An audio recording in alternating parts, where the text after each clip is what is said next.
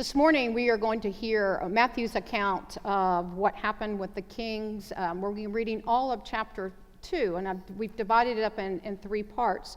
So our very first part is Matthew 2, 1 through 12. As we listen to Matthew's gospel, may Christ fill you with words of peace and of hope.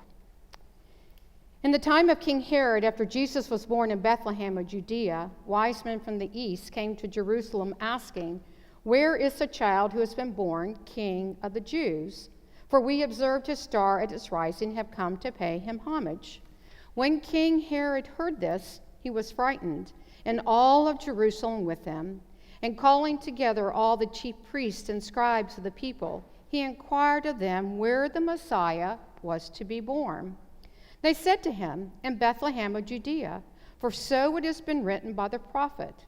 And you, Bethlehem, in the land of Judah, are by no means least among the rulers of Judah, for from you shall come a ruler, who is to shepherd my people Israel." Then Herod secretly called for the wise men and learned from them the exact time when the star had appeared. Then he sent them to Bethlehem, saying, "Go and search diligently for the child, and when you have found him, bring me word, so that I may also go and pay him homage." When they had heard the king, they set out, and there ahead of them went the star that they had seen at its rising, until it stopped over the place where the child was. When they saw the star had stopped, they were overwhelmed with joy. On entering the house, they saw the child with Mary his mother, and they knelt down and paid him homage. Then opening their treasure chests, they offered him gifts of gold, frankincense, and myrrh. And having been warned in a dream not to return to Herod, they left for their own country by another road. Now, after they had left, an angel of the Lord appeared to Joseph in a dream and said, "Get up and take the child and his mother and flee to Egypt and remain there until I tell you. For Herod is about to search for this child to destroy him." Then Joseph got up, took the child and his mother by night and went to Egypt and remained there until the death of Herod. This was to fulfill what had been spoken by the Lord through the prophet, "Out of Egypt I have called my son."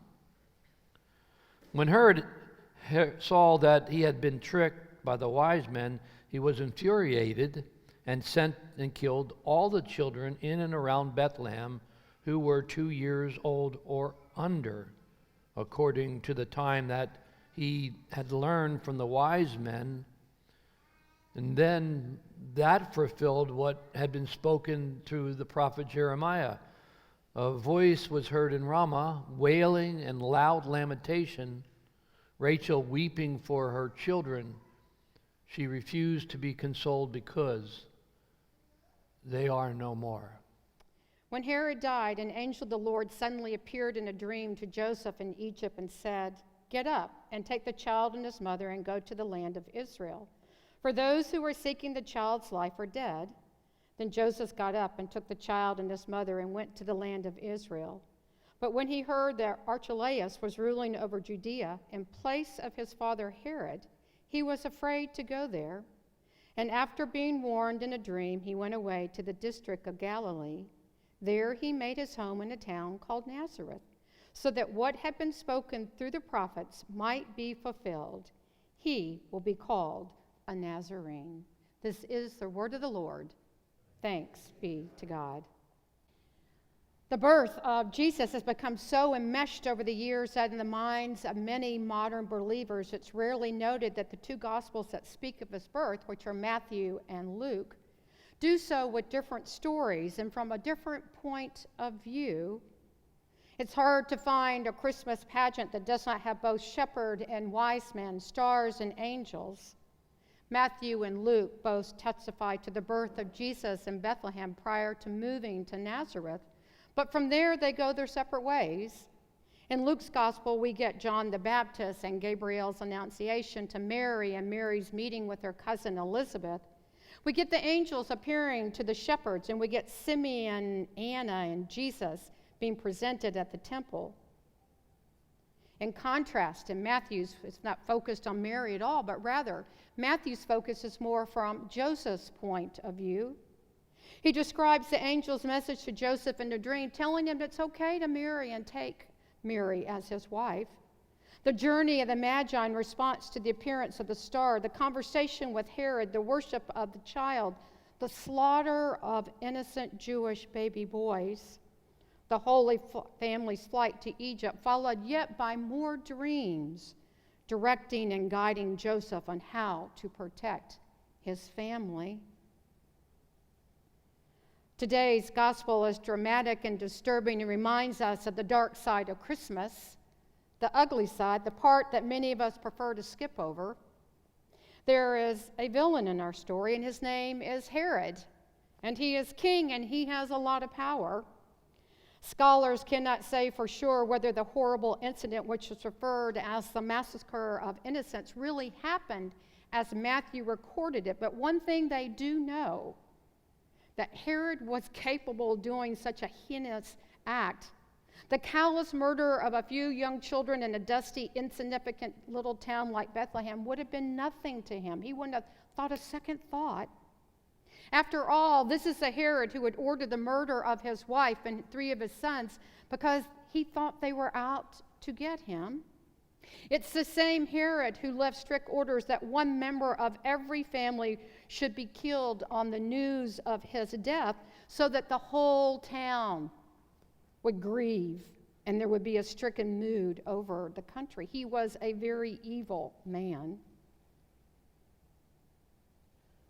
Our reading from Matthew highlights those times when decisions that we make, and some of them are and do have life and death consequences, can change the direction of our lives. With choices we make, doors can be opened, possibilities can become a reality, dreams can be met. But the opposite is true as well. Sometimes the choices we make, options are closed and dreams are shattered and life feels broken. The truth is, life is seldom like the Hallmark movies that we watch during this season.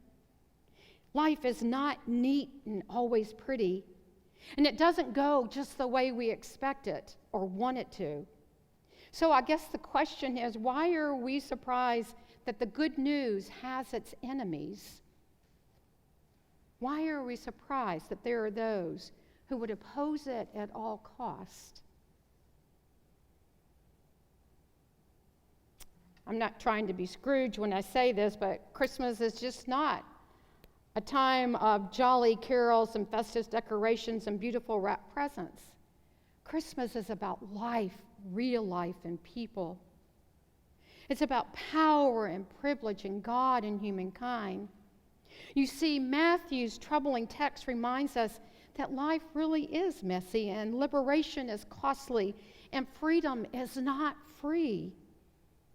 It reminds us that life is about making choices and decisions. Joseph was faced with the choice of listening to God, of staying where it was comfortable and familiar, or going to a strange land with his wife and a newborn baby. The Magi had to decide whether to make the journey, and then once they did, they had to decide whether to go back the same way or not. In this story, it's a story of 2 kings, which makes us choose whom our loyalty is, the Herods of our world or Jesus, the Son of God. The choices were theirs that they got to make. And the choices are ours as well. It should hardly be surprising that the Magi, following the star of a king, a new and powerful ruler, chose to journey to Jerusalem first. Jerusalem had long been the home of those who shaped the destiny of the land around them. Bethlehem was a small farming village only a few miles from Jerusalem, a suburb, if you will, of a grander city.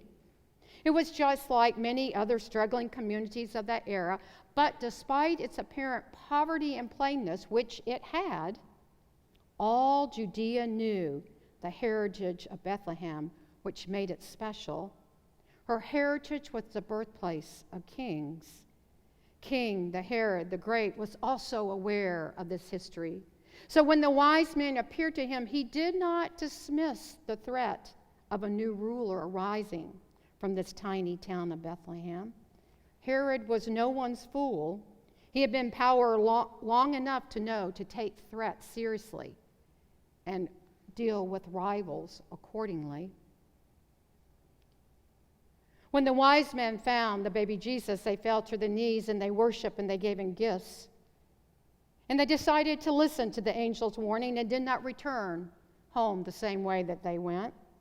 Rather, they took a new and different way back to their land. You see, I believe that happens when we find ourselves in the presence of God, listening to the one who gives us life. We journey with a belief in the grace of God. It is in this faith that leads us on our journey of life and takes us to places that sometimes we hadn't planned or imagined to go. But you see, I will dare say that that happens when we open our hearts and our minds and our ears to listen to God and God's voice. Jill Duffel, in one of her commentaries on this passage, writes this: "The story of angels and dreams in Joseph also reveals hope. The strange and unexpected yet God-directed journey of the Holy Family reassures us that God directs our paths and our families too. Think about the less than ideal changes that turned out to be of God, those things that we thought were catastrophe or the worst thing that could happen or we can't understand. And yet, as we go on, we see that God's hand leading us, reminding us that not only in dreams and through angels, but also through epiphanies and other people in Scripture, God speaks to us." She goes on to write, "Of course, sometimes God's purposes remain elusive. Yet daily we must ask ourselves, are we listening to the voice of God? Are we willing to act on divine words when we perceive them?" My honesty is, and I'm sure yours is, there are times, yes. But there are also times, no, for whatever reasons. We're scared, or we're afraid, or we don't want to, or we're too busy. You see, the Christmas story reminds us that we are called to listen. Listen for God's voice in our lives. Listen for God's direction. And then we get to decide what we're going to do. We get to choose whether or not we listen to those divine edicts that are received. Just like Mary had a choice, and Joseph, and Elizabeth, and Zechariah. How about the shepherds, the wise men? They all had to decide for themselves, just like us. W.H. Auden, in his Christmas little saying, which is titled "For the Time Being," writes this. He says, "The first wise man was to discover how to be truthful now, and is the reason that that person followed the star. The second wise man said to discover how to be living now is the reason why he followed the star. The third wise man said to discover how to be loving now is the reason why he followed the star. The three wise men tell us to discover how to be human now is the reason why we follow the star." We follow the star because we hear God's voice, leading us into embracing God's full humanity for us and for all people. So one more time, listen to these magnificent words from Isaiah. "The people who walked in darkness have seen a great light." Yes, we have. "Those who lived in a land of deep darkness, on them light has shined." Yes, it has. "You have multiplied the nation, you have increased its joys." Yes, you have. "They rejoice before you with joy at the harvest as people exulted with dividing plunder." Yes, we have. "For the yoke of their burden, the bar across their shoulder, the rod of their oppressor, you have broken it as on the day of Midian. For all the boots of the trampling warriors and all the garments rolled in blood shall be burned as fuel for fire. Yes, it will. For unto us a child was born, a son was given to us. And authority rests on his shoulder, and he is named Wonderful Counselor, Mighty God, Everlasting Father, Prince of Peace. His authority shall grow continually, and there shall be endless peace. Yes, it will.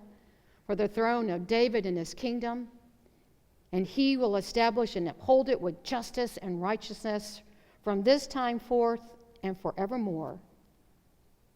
For the zeal of the Lord of hosts will do this. Yes, it will.